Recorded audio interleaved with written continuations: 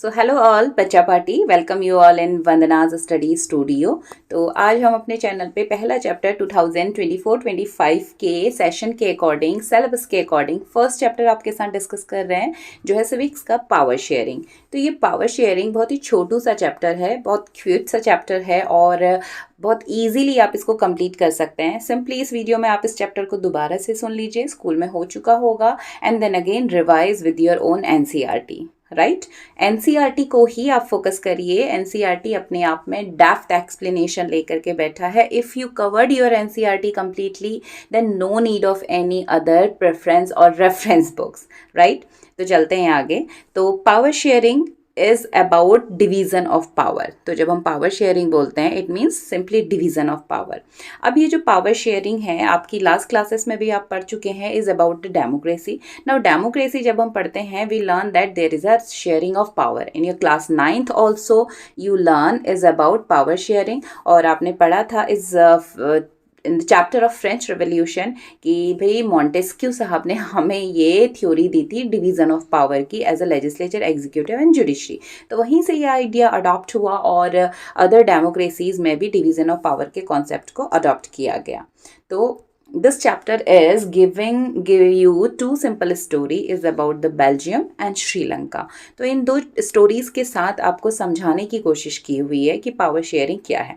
अब ये दोनों ही क्वेश्चन अपने आप में इंपॉर्टेंट हैं। Is about the ethnic composition. जो चीज़ आपसे एग्जाम में पूछी जाती है, this is about the ethnic composition of Belgium and what is the ethnic composition of Sri Lanka, right. So when we talk about the Belgium, Belgium is simply a small country. अगर हम उसको कंपेयर करते हैं तो ये इक्वलेंट टू हमारे हरियाणा आप देख सकते हैं। अब एक बार मुझे एक बच्चे ने क्वेश्चन किया था कि हम हरियाणा से ही क्यों कंपेयर कर रहे हैं। तो ऐसा कोई स्पेसिफिक रीज़न नहीं है, बट ब्राज़ील एक छोटी सी कंट्री है, तो बेल्जियम एक छोटी सी कंट्री है। और हम अगर अपनी इंडिया की बात करते हैं तो काफ़ी बड़ा है, और उसमें जो हरियाणा है वो छोटा है, इससे भी छोटे स्टेट हैं, बट जो बेल्जियम और हरियाणा की पॉपुलेशन वाइज और जो कंडीशन है वो लगभग थोड़ा सा मैच हो जाती हैं, अप्रॉक्स सेम पॉपुलेशन जाती है, तो इसलिए उसको जस्ट एन एग्जांपल नाम दे दिया गया, ओके। अदरवाइज ऐसा कोई स्पेसिफिक ऑब्जेक्टिव लेकर के कंपैरिजन नहीं दिया है। तो यू कैन इमेजिन कि Belgium is equivalent to Haryana. ये बॉर्डर शेयर करता है बहुत ही सुंदर सुंदर अदर नेशन स्टेट के साथ में, जो हैं इसके France, Netherland, Germany, Luxembourg, and it has a population of little over 1 crore, about half of the population of Haryana. तो हरियाणा की पॉपुलेशन अभी भी ज़्यादा ही हम कहेंगे, ये उससे भी छोटा है। The ethnic composition of this small country is very complex. अब लाइक इन इंडिया में भी आपने देखा ना कि बहुत ही कॉम्प्लेक्स क्यों है? बिकॉज डाइवर्सिटी बहुत ज़्यादा है। 8 different religions living together, more than 1600 languages are spoken by the people. तो इसी तरह से ये भी बहुत कॉम्प्लेक्स है। कॉम्प्लेक्स क्यों है, अभी आगे हम पढ़ते हैं। सिंपली अगर इसके एथनिक कंपोजिशन की बात हम करते हैं, so ethnic composition is simply about the division of society on the basis of different culture, right? तो a social division based on shared culture, people belonging to the same ethnic group believe to their common descent because of the similarities of the physical type of culture or both. They need not always be the same religion or the nationality. It could be different. तो यहाँ की ethnic composition को अच्छे से समझने के लिए हम चलते हैं इसके मैप पे। So ethnic composition of Belgium को समझने के लिए आप इस मैप को अच्छे से समझ लीजिए simply. So here you can see this map. When we talk about the division, this division you can understand with the bifurcation of the language. तो यहाँ पर जो division है ना, यानी जो ग्रुप बने हुए हैं, social group, this is based on language. तो यहाँ पर जो majority में ग्रुप है, this is the Sinhala group, Sinhala speakers, right. अब ये जो एरिया है, ये आपको मैप में 3 डिफरेंट कलर दिखाई दे रहे हैं यहाँ पर।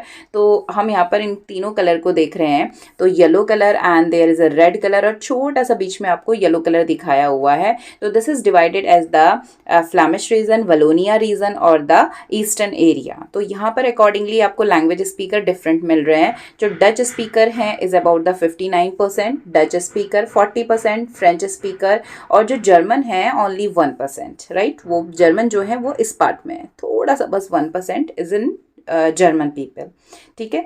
तो वलोनिया रीजन में बस इतने से पार्ट में हमें दिख रहा है। नॉर्थ में हम देख रहे हैं is about the Dutch speaker. अब मेजॉरिटी में कौन सा ग्रुप रहता है, सोशल ग्रुप हम कहेंगे। तो एक्चुअली इंडिया में जो डिवीज़न है is on the basis of religion, तो बाय डिफ़ॉल्ट सेटिंग हो जाती है कि रिलीजन पहले क्लिक करता है। लेकिन यहाँ पर जो डिवीज़न है ना, यहाँ पर major division is targeted with their language. तो जो सिन्हला स्पीकर हैं वो मेजॉरिटी में है, कितने हैं, इट्स अबाउट 59%। और यही जो सिन्हला है ये मेजॉरिटी में यहाँ पर है। जबकि जो माइनॉरिटी ग्रुप है वो भी बहुत कम नहीं है। माइनॉरिटी जिसको हम बोल रहे हैं इज़ अबाउट द फ्रेंच, तो फ्रेंच हमारा यहाँ पर आ रहा है 40%। तो कम ये भी नहीं है, बट न्यूमेरिकली आप देख रहे हैं कि कम ही है, तो हम माइनॉरिटी बोल रहे हैं। और जर्मन इज़ ओनली 1%। अब ये कंडीशन यहाँ तो ठीक है, but in case of Brussels जो कैपिटल सिटी है बेल्जियम की, यहाँ पर बिल्कुल डिफरेंट सिनेरियो है। ये छोटा सा जो ऑरेंज कलर का आपको दिखाई दे रहा है, कैपिटल सिटी ऑफ ब्रुसेल, यहाँ बिल्कुल डिफरेंट कंडीशन है। अब यहाँ जो फ्रेंच थी बेल्जियम में वो माइनॉरिटी में है, और वही माइनॉरिटी में बोले जाने वाली French language Brussels capital city में मेजॉरिटी में है। 80% आर फ्रेंच हियर, और डच इज़ ओनली अबाउट 20%। तो अपोजिट कंडीशन हो गई। तो भाई कैसे एकोमोडेट करें, बट इस चीज़ को बहुत ही अच्छे से बेल्जियम ने एकोमोडेट किया। अब इसकी सिंपल जोग्राफिकल पोजीशन अगर आप देखते हैं तो पीछे हम डिस्कस कर चुके हैं, is about the small country of Europe equivalent to Haryana. जो इसके जो नेशन स्टेट हम नेबर काउंट करते हैं, Netherlands, Germany, France, Luxembourg. Area population की बात करते हैं, लेस देन हरियाणा काउंट करते हैं, population is about half population of Haryana. Ethnic composition की बात हम कर रहे हैं, देन 59% डच स्पीकर्स हैं, 40% फ्रेंच स्पीकर हैं, 1% ओनली द जर्मन स्पीकर। तो ये जो है मेजॉरिटी में बोले जाने वाला रिलीजन यहाँ पर लैंग्वेज हो गया। अब आते हैं अगले एग्जाम्पल के लिए। This is about Sri Lanka. Sri Lanka हमारा जो आयरलैंड कंट्री है, नेबर है।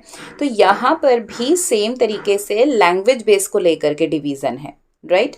आपको 3 डिफरेंट कलर्स यहाँ पर दिखाए हुए हैं, and this division is on the basis of language again. 74% are Sinhalas, जो कि बेसिकली फॉलोअर हैं बुद्धिज्म के, and 18% are Tamil, that is Hindu Muslim combinedly दोनों ही मिलाकर के हैं, but only 18%, right.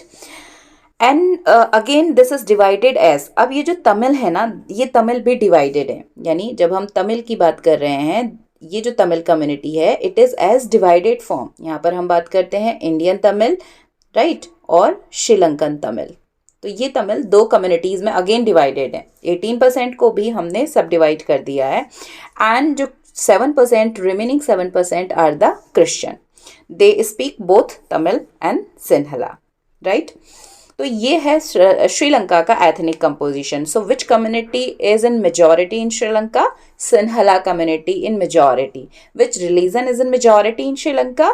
Buddhism is in majority, followed by majority of community और मेजॉरिटी ग्रुप। तो आपसे ये बहुत सारे क्वेश्चंस यहाँ पर बनेंगे जो कि एमसीक्यू में, सिर्फ एथनिक कंपोजिशन को ही आप अच्छे से पढ़ेंगे ना। So many of the 1 marker question you can see here, better is to frame in your own. आप खुद से करेंगे, बाद में हम चैप्टर के 1 मार्कर क्वेश्चंस भी आपके साथ डिस्कस करेंगे, मिंटी, और एमसीक्यू हम शेयर करेंगे।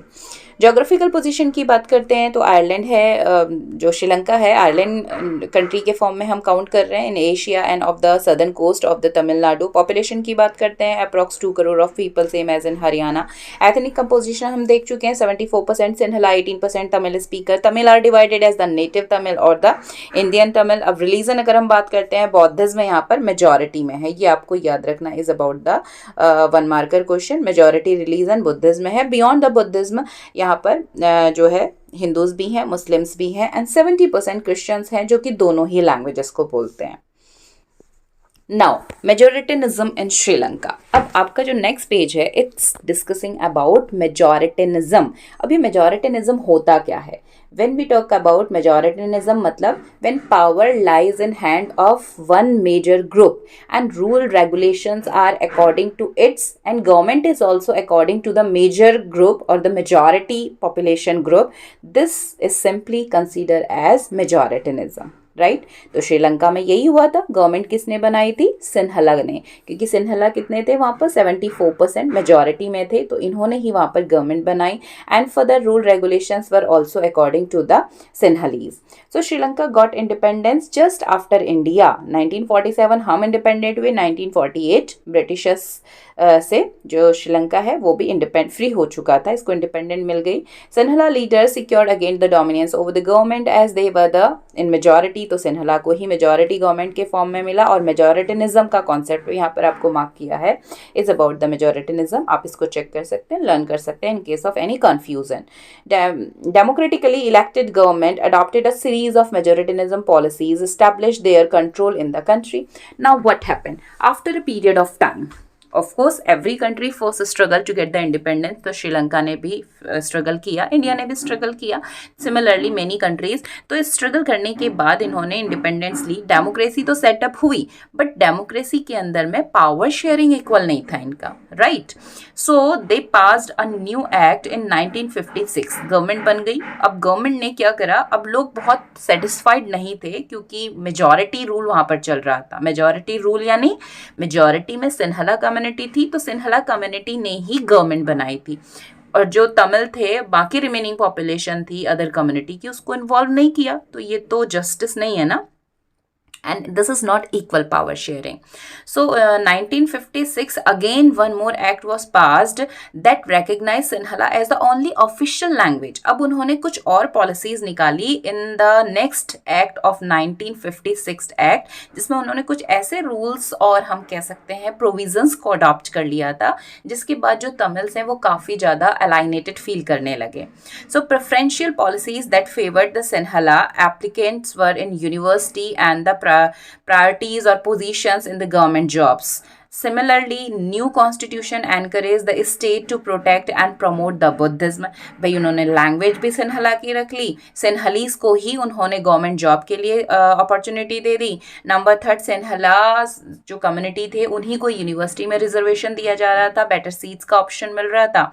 न्यू कॉन्स्टिट्यूशन उन्होंने जो बनाया, देयर दे अडॉप्टेड बौद्धिज्म, क्योंकि बौद्धिज्म कौन बोल रहा था? मेजॉरिटी में जो कम्युनिटी थी, यानी सिन्हला कम्युनिटी मेजॉरिटी में थी और वो बौद्धिज्म को फॉलो कर रहे थे। तो सिन्हला लैंग्वेज को ही ऑफिशियल लैंग्वेज बना दिया गया और बौद्धिज्म को ही ऑफिशियल रिलीजन बना दिया गया श्रीलंका का। Tamils felt that the constitution and the government policies denied that the equal political rights and discriminated against them in getting job, and the relations between Sri Lanka and Tamils strained over a time. Simple सी बात है भाई, सारे rule regulation उन्होंने पहले तो majority government बनाई, वहां तक तो ठीक था, बट बाद में सारे रूल रेगुलेशन भी उन्होंने सिन्हलीज के फेवर में कर दिए। After that the Tamil community filled with anger, और ये सारी चीज़ें श्रीलंकन सेटबैक के लिए, इकोनॉमिक सेटबैक के लिए रिस्पॉन्सिबल बनी। अब ये सारे रीज़न जो हमने पीछे डिस्कस किए, यही सारे रीज़न 1956 एक्ट, बेसिकली आपको याद रखना है कि 1956 जो एक्ट था, इस एक्ट के थ्रू ये सारे चेंजेस करवाए गए और इसी चेंजेस के थ्रू, इन्हीं रीज़न की वजह से जो है तमिल फील अलाइनेटेड, राइट। बहुत इंपॉर्टेंट, आपको यहाँ पर 5 मार्क का क्वेश्चन मिलता है, वाई श्रीलंकन तमिल या Tamil feel अलाइनेटेड in Sri Lanka.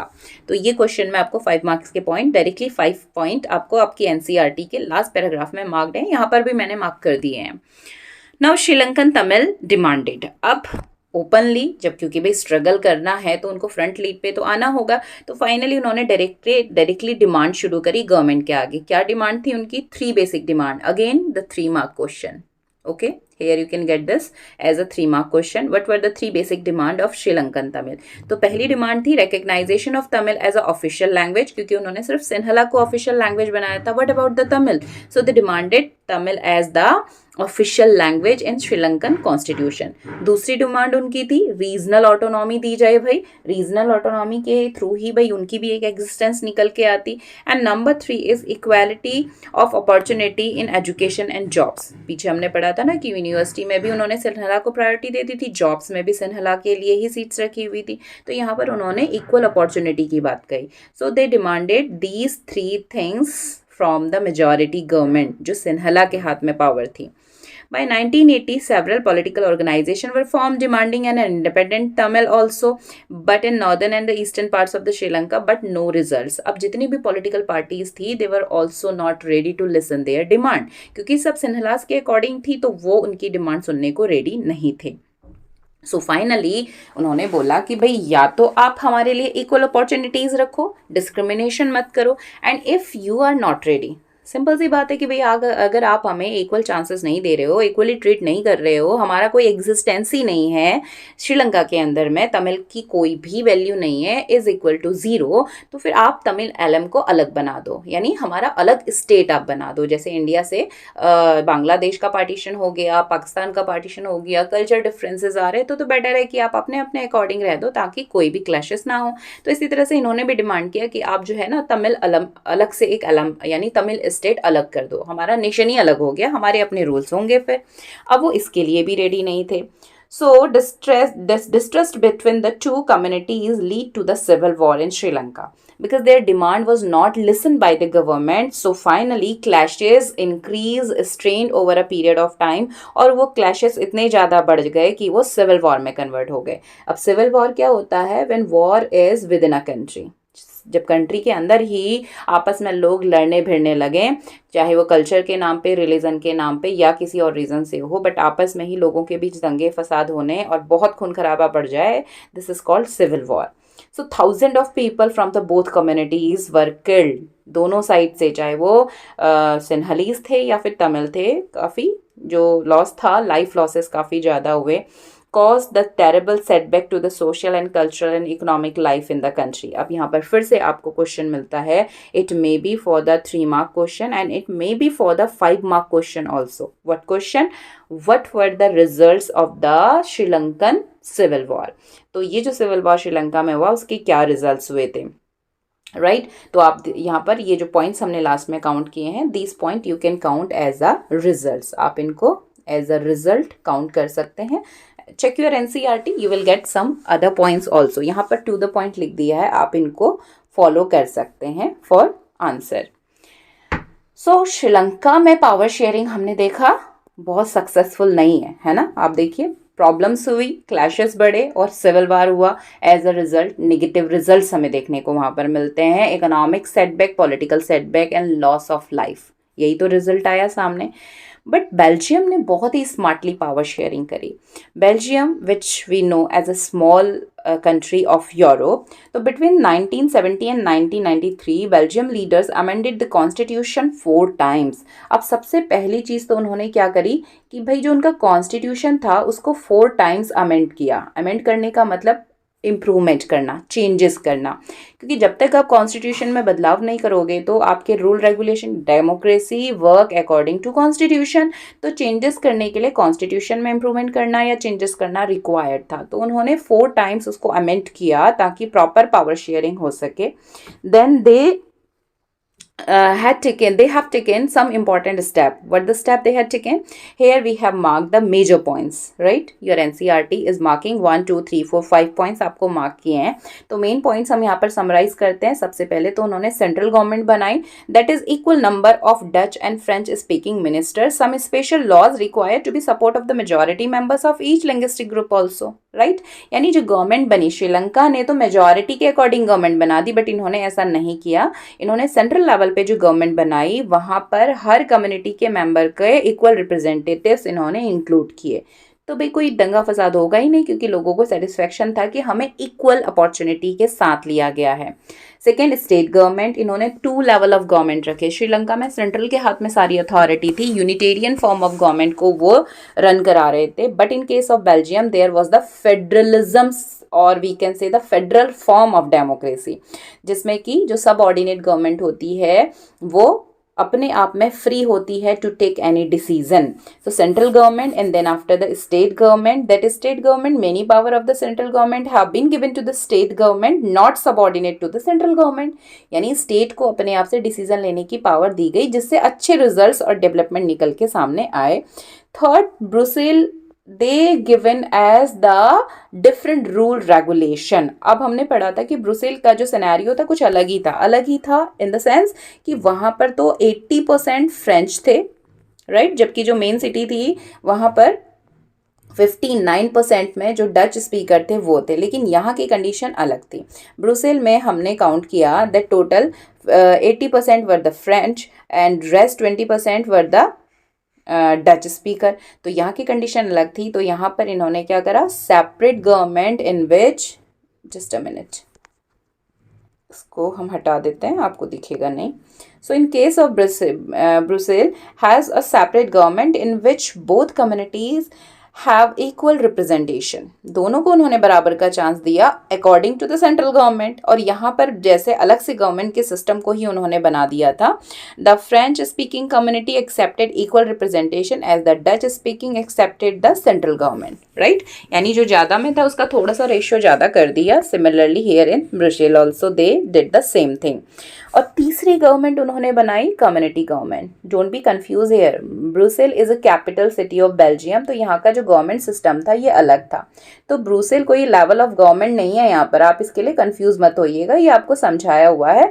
3 types of government Belgium ने बना दी थी, कौन सी, central government, right, central government, state government and community government, right. 3 level of government, कितने हो गए यहाँ पर, 3 लेवल ऑफ गवर्नमेंट उन्होंने बना दिए थे, जिसमें से पहला है central government, second is state government and third is community government. अब इस जो खिसपिस हो गया इसको हम यहाँ से क्लीन कर देते हैं। नाउ कम्युनिटी गवर्नमेंट, जैसे हमारे इंडिया में central government, state government, local level of government है, तो इसी तरह से बेल्जियम में central government, state government and community government. So elected by the people belonging to one language community, Dutch, French, German speaking, no matter where they live, in charge of culture, educational and language issues. Okay, so that particular level of government is on the basis of language. Here you will get the 1 marker question also. Which government is formed on the basis of language? That is community government. ये आपसे पूछा जा सकता है कि community government बनाने का जो basis था वो किस basis पे बना हुआ था? That is on the basis of language, या on the basis of language which third level of government was formed? That is community government. तो घुमा के क्वेश्चन कैसे भी आपसे पूछा जा सकता है, रिमेंबर दिस थिंग। तो बहुत अच्छी अच्छी चीज़ें उन्होंने अडॉप्ट करी। So here we have given the points. तो 5 सिंपल पॉइंट आपके एनसीईआरटी मार्क करती है। That number 1, if we talk about the 3 points, first is they amended their constitution 4 times. Number 2, central government with the equal presentation of each language group. Third is division of the state government with the equal rights. Fourth, Brussels given the separate government, separate rule regulation with the equal presentation of each language group. And fifth is a community government on the basis of language. Right? So 1, 2, 3, 4, 5. 5 points हो गए, and here you can get the 5 marker questions. How the Belgium accommodated or power sharing in the country. तो ये 5 points और 5 mark का important question आपका इस slide में complete हो जाता है। What do we learn from these 2 examples, Belgium and Sri Lanka? तो अभी हमने ethnic composition complete करा पीछे वाले में in both the cases and how the power sharing was formed there. In case of Sri Lanka failed for the equal power sharing and results were negative. It finally resulted civil war, economic, political setback and they lost their human resource also. यही result हुआ था। जबकि Belgium ने बहुत smartly power sharing किया और better ideal result world के सामने प्रेजेंट किए। नाउ इट्स अबाउट हाउ और what we learn. So how we learn by reading all such example और बाई स्टडिंग, और यहाँ पर मैंने आपको शॉर्ट में मार्क करा दिया है without any confusion. You can get और you can understand the simple topic and all the slides. जितनी भी स्लाइड्स यहाँ पर मैंने आपके साथ शेयर की है ना, each slide is very important for question. Her slide में क्वेश्चंस बनते हैं, 1 मार्कर, 2 मार्कर, 3 मार्कर और द 5 मार्कर। तो हर तरीके से क्वेश्चन आपको यहाँ पर मिल जाएंगे। इन स्लाइड्स को आप अच्छे से लर्न कर लीजिए। चैप्टर इज डन, कंप्लीट हो जाएगा आपका। So what do we learn from these 2 examples, Belgium and Sri Lanka? तो अभी आप समझ चुके हैं कि Belgium is providing a good example of power sharing, whereas Sri Lanka fail in this case. Right? The leader realized that the unity of the country is possible only by respecting the feeling and the interest of different communities, and reason resulted in the mutual acceptable arrangements of the sharing power, जैसा कि Belgium ने किया. In fact Brussels became the headquarter. अब इनका system इतना बढ़िया था ना कि Brussels became the headquarter of the European union. तो यूरोपियन यूनियन का जब हेडक्वार्टर सेलेक्ट करने की बात हुई तो ये इतना आइडियल एग्जाम्पल उन लोगों के सामने था, तो इसको एज अ हेडक्वार्टर सेलेक्ट कर लिया गया. श्रीलंका के केस में अपोजिट कंडीशन थी. Reflected that the majority community wants to dominate the community and refuse to share the power. Result क्या हुआ? Undermine the unity of the country, finally lead the civil war. तो result क्या थे? Fail हो गए और जो पावर शेयरिंग अनसक्सेसफुल हमें इसकी स्टोरी दिखाई देती है. Moving for further slide is about the power sharing is desirable. अब क्वेश्चन आता है कि भाई पावर शेयरिंग क्यों जरूरी है? Why? Desirability, importance, necessity, anything, कुछ भी आपसे पूछा जाता है तो आंसर आपका सेम ही रहना है. Is regarding to this you have to discuss these 2 points. First reason prudential reason, second reason moral reason. Okay, so why power sharing is desirable? After understanding the ethnic composition and the power sharing in Belgium and Sri Lanka, you hopefully understood कि क्यों ज़रूरी है power sharing. ये तो हमें समझ में आ गया, बट भाई आपको आंसर सुनाना नहीं है, या आपका दिमाग नहीं पढ़ेगा एग्जामिनर, क्योंकि आपको तो लिखना है. राइट? You need language. तो क्या लिखेंगे हम उस लैंग्वेज में? तो आपकी एनसीईआरटी बुक आपको यहाँ पर 2 रीजन के साथ ये डिजायरेबिलिटी शेयर कर रही है. तो सिमिलरली आपको क्वेश्चन मिलेगा why power sharing is desirable, तो भी यही आंसर लिखना है. It may be the separate question what is a prudential reason of power sharing, could be also for 3 mark question. What is a moral reason of power sharing, also could be the 3 mark question. You may have a question is about differentiate between both. इन दोनों के बीच में क्या difference है, ये question आपसे पूछा जा सकता है. Right? All these different question could be here related to this. तो for the many years, more than 15 years हम बोर्ड करेक्शन कर रहे हैं, तो ये क्वेश्चन मोस्ट ऑफ टाइम कहीं ना कहीं ये टॉपिक पावर शेयरिंग का किसी ना किसी फॉर्म में आपको मिलता ज़रूर है. तो आप अभी के अभी इसको प्रॉपरली कंप्लीट कर लीजिए. छोटू सा चैप्टर है, जल्दी से आपको क्लियर हो जाएगा क्योंकि अभी कोई प्रेशर नहीं है. राइट? चलते हैं आगे. तो power sharing is desirable with is because of the prudential reason and second is a moral reason. Prudential which prudent, to protect, to save, तो that is based on the careful calculation of gain and loss. Right? Moral reason की बात जब हम करते हैं that is based on the moral consideration, है ना. एक मोरल ड्यूटी बन जाती है ना. बीइंग अ स्टूडेंट आपकी मोरल ड्यूटी क्या है, बीइंग अ किड्स आपकी अपने पेरेंट के लिए कुछ मोरल ड्यूटीज होती हैं. तो इसी तरह से क्योंकि हमारे वहाँ पर डेमोक्रेसी है तो उसकी कुछ मोरल रीजन हम काउंट करते हैं. So here we are discussing about these topics. Why power sharing is desirable, तो इस स्लाइड में आपको हमने पॉइंट नोट डाउन कर दिए हैं. So if the question is separately for 3 marks, what are the prudential reason of power sharing, then you can count the points here. Prudential reason based on careful calculation of gain and losses, or you can say it reduce the conflict. इसके साथ ही आप दूसरा point लिख सकते हैं, it reduce the conflict. So it help reduce possibility of conflict between the social groups, क्योंकि equal presentation चलेगा. Imposing the civil will of majority community over other may look like an attractive option in a short run, but in the long run undermine the unity of the nation. Right? तो आप इसको short और summarise करके भी लिख सकते हैं that it protect the minority group from majority. Right? या आप अपनी लैंग्वेज में उसको कंसर्न कर सकते हैं. Tyranny of the majority is not just oppressive for the minority, it often brings ruin to the majority as well. Reservation of the constituency for minority and women in India is prudential reason. एक slide मैंने और add किया हुआ था, वो slide यहाँ पर छूट गया है. तो बहुत सिंपल पॉइंट्स मैंने उस स्लाइड में डाले हुए थे. लेटर ऑन मैं आपको PDF अटैच कर दूंगी डिस्क्रिप्शन बॉक्स में. Right? Sorry for that, I try to make you easy है. तो मैंने बहुत सिंपल पॉइंट्स आप लोग के लिए ऐड किए थे. स्लाइड में बाद में डिस्क्रिप्शन बॉक्स में इस PDF को ऐड कर दूंगी जहाँ पर आपको ये सारे नोट्स मिल जाएंगे. Moral reason based on the purely moral consideration. Power sharing is the very spirit of democracy, क्योंकि हमारा डेमोक्रेसी बेस्ड ही इसी इक्वालिटी के कॉन्सेप्ट पे है. तो अगर इक्वालिटी नहीं है तो there is no meaning of power sharing, no meaning of democracy. तो whenever we talk power sharing, that's mean equality, equal power sharing.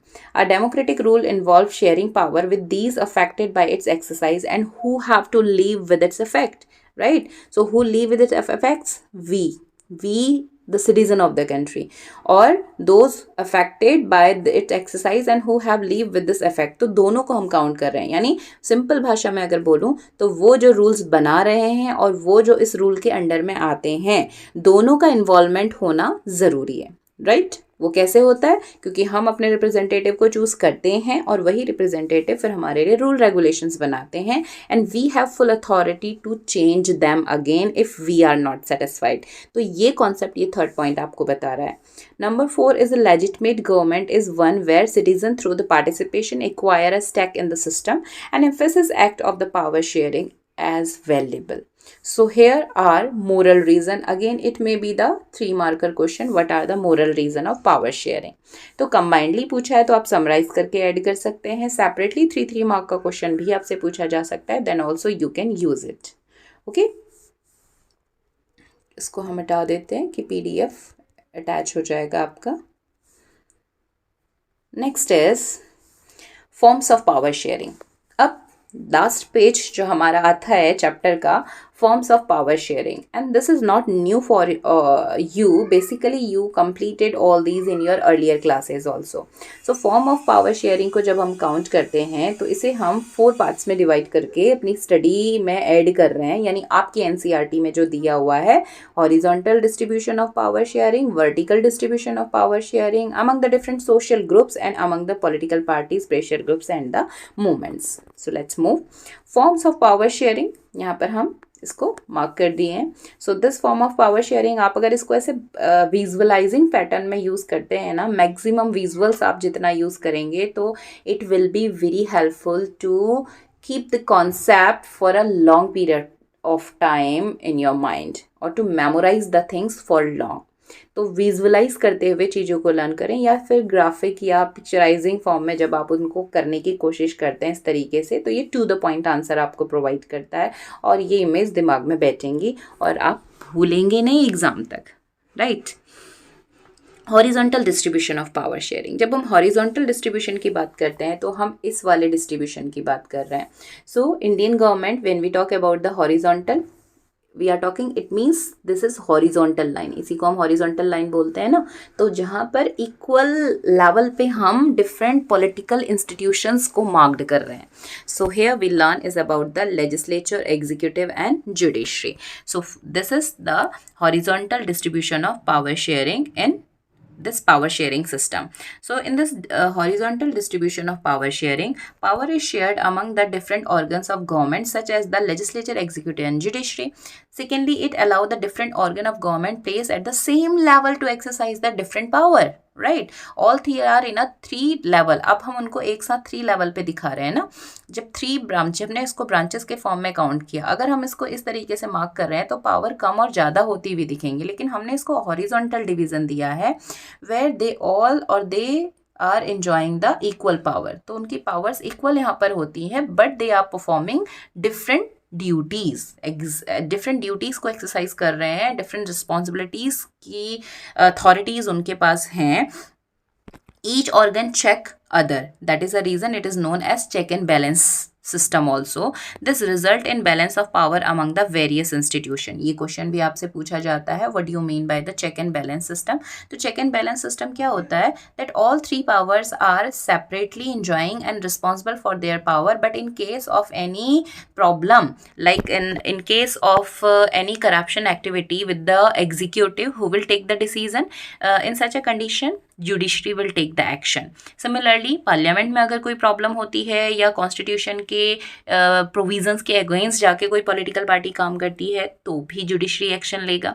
ठीक है, तो वैसे तो तीनों का काम अपना अपना अलग है, कोई इंटरफेयर नहीं करता है, बट एक दूसरे के को लुक करना, चेक करना, ये पॉइंट हाईलाइट यहाँ पर करा हुआ है is through this check and balance system, right? Interference नहीं है, बट अगर गलत हो रहा है तो ये ओवरचेक होगा. Next is this arrangement is called the system of check and balance. So this is horizontal distribution of power sharing. Second is about the vertical distribution of power sharing. Vertical distribution में आप ये वाला distribution पढ़ते हैं, is about the central government, state government and local government. ये दोनों हमारे आते हैं is as the local government, right, we call it as local government. तो इसको यहाँ पर दो तरीकों से हम पढ़ते हैं, क्योंकि जो विलेज एरियाज होते हैं वहाँ विलेज पंचायत होती है, and in case of cities और अर्बन एरियाज हम म्यूनसिपालिटी काउंट करते हैं। तो इन अ सिंपल लैंग्वेज कि आपके दिमाग में दोनों चीज़ें रहें, आपको यहाँ पर दोनों मार्क कर दिया है। Vertical distribution of power sharing is about the general government of the entire country and government at the provincial or the regional level or the state level. Similar to the Belgium, here also central government national level के decisions ले रहा है central level पे. State government is also free to take decision related to its own state, and local government represent the small different villages and municipalities as the different urbans, और इनको budget finance कर रहा है state government. State government is under the control of central government in case of Sri Lanka, but if there is a federal system तो वहाँ पर state government central government के control में नहीं होता है। तो इंडिया में भी कौन सा फॉर्म है, here we are also with the federal form of government. So here central government and state government both are free, and state government is not subordinate of central government. Okay, local government बहुत बाद में introduce हुआ। Local government 1993 में add हुआ हमारे constitution में। 1993 से पहले लोकल गवर्नमेंट था ही नहीं। ओके, तो 1993 में इंट्रोड्यूस हुआ और ये हमारे कॉन्स्टिट्यूशन में लिखा गया कि स्टेट गवर्नमेंट इसको लुक आफ्टर करेगा। So such a general government of the entire country is usually called the federal government. In India the central and the union government, state government and local government such as the municipality और panchayat, and this system is simply called the federal division of power. So that vertical division of power is shown to you and your NCERT is marking with this example. और जब हम example की बात कर रहे हैं ना तो हम वहाँ पर इसी को understand करते हैं. This you can mark as an example also. Next is among the different social group. Now is about the third horizontal division of power sharing, vertical division of power sharing, and number third is power sharing among the different social groups. Social groups में कैसे है? It is as the different religious and the linguistic group. Community government in Belgium is a very good example and a reserved constituency in assembly and parliament in India. यानी ये तो Poynting आपको यहाँ पर हमने कर दिया। तो जब हम among different social groups की बात करते हैं तो every group is considered or given equal opportunity and they could represent their problem also in the parliament. वो अपनी बात कह सकते हैं, रख सकते हैं, है ना। तो यानी उनको इक्वल अपॉर्चुनिटी दी हुई है। और दूसरी चीज, ऐसा नहीं है कि डिस्क्रिमिनेशन होता है पॉलिटिकल पार्टी में, उनका प्रेजेंटेशन इक्वल है। इट्स कम्प्लीटली डिपेंड और lies this power lies in hand of the people कि वो किसको सेलेक्ट कर रहे हैं। डजंट मैटर कि वो किस रिलीजन का है, इससे ये मैटर नहीं करता है। ये main concept is about the wishes of the people. तो कॉन्स्टिट्यूशन ने फ्रीडम दी हुई है हर किसी को कि वो इलेक्शन कंटेस्ट कर सकता है, और लोगों को भी फ्रीडम दी है कि भाई वो अपने आप से अपने लीडर को चूज कर सकते हैं।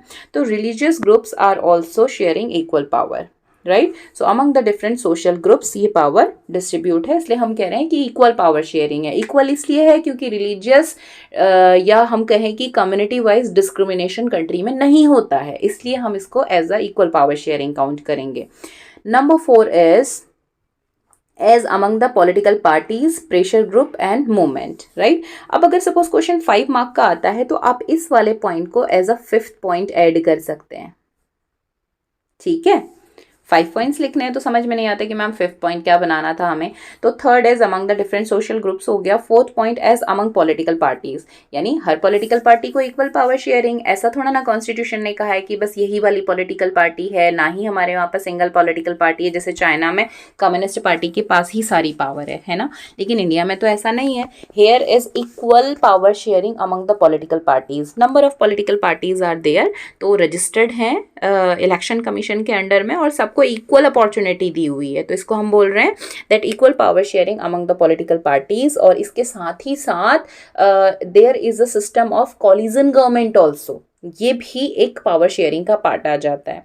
नंबर 5th आप ऐड कर सकते हैं as a pressure groups and movement. Pressure groups क्या होते हैं? Some interest group are also turn as a pressure group. जब वो बड़े ऑर्गेनाइजेशन के फॉर्म में काम कर रहे हैं, विच pressurize the government to change their policies, and having this power to pressurize government to change their policies is called as pressure group. तो पहले ये चैप्टर आपका था, अभी हटा दिया गया है, तो not going for detail about the pressure group.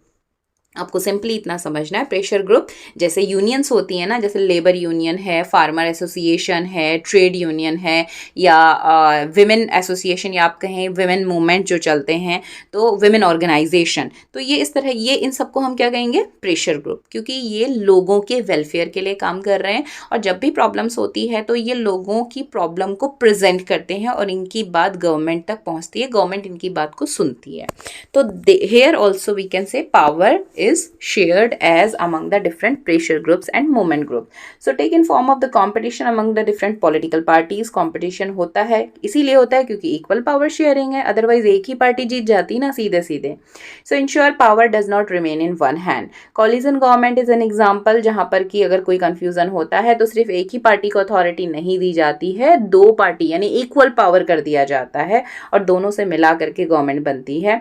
Pressure groups, trader, industries, farmers and businessman etceteras, इनके फॉर्म में हम प्रेशर ग्रुप्स को देखते हैं और उनके बीच में पावर इक्वली शेयर होता है। सो this is all about the power sharing and hopefully अगर आपको कोई डाउट है यू कैन कमेंट मी, आप कमेंट बॉक्स में अपना क्वेश्चन कमेंट कर सकते हैं और जिस भी बच्चे को आंसर आता है वो आंसर कमेंट कर दे मेरे से पहले ही, हो सकता है मैं देर में देखूं। सो मिलते हैं दोबारा आपसे अगले चैप्टर के साथ में, और इस चैप्टर के कुछ इंपॉर्टेंट क्वेश्चंस और टेस्ट पेपर लेकर के अगले वीडियो में मैं आपसे शेयर करूंगी। So stay connected with Vandana's study studio. So bye bye.